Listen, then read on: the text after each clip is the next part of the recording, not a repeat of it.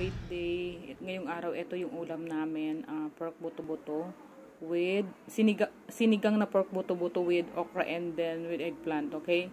May okra tsaka talong. Sakto, may talong pa ako sa refrigerator. Tapos kanina lumabas ako. Bibili sana ako ng kangkong kaso walang kangkong. Nakita ko lang okra. Ayan. So, ayun nga. Pero ang plano ko sana guys lutuin ay sinigang na salmon. Kasi may salmon ako sa freezer. Pinalabot ko na nga. Kaso sabi ko, kailangan ko pang prituhin. Kailangan ko pang prituhin yung salmon. So, ito, sabi ko alanganin na gusto na din ni Smart Kid kumain na sakto sa lunchtime. So, ayun ang ginawa ko. Sabi niya, mama, sinigang na pork na lang. Okay, sabi ko, sige, bibili ako ng fresh meat sa Jordan.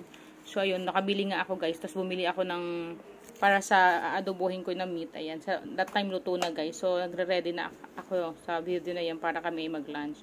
So, as you can see, sobrang masarap din yung rice na binibili ko, guys, sa suking tindahan. Ayan. So, kainan na, guys. I hope this video gives you an idea on what to cook this day. Kasi may bagyo, diba? So, bye and thanks for watching. Please don't forget to like and subscribe. Higop tayo ng sabaw. Bye. God bless.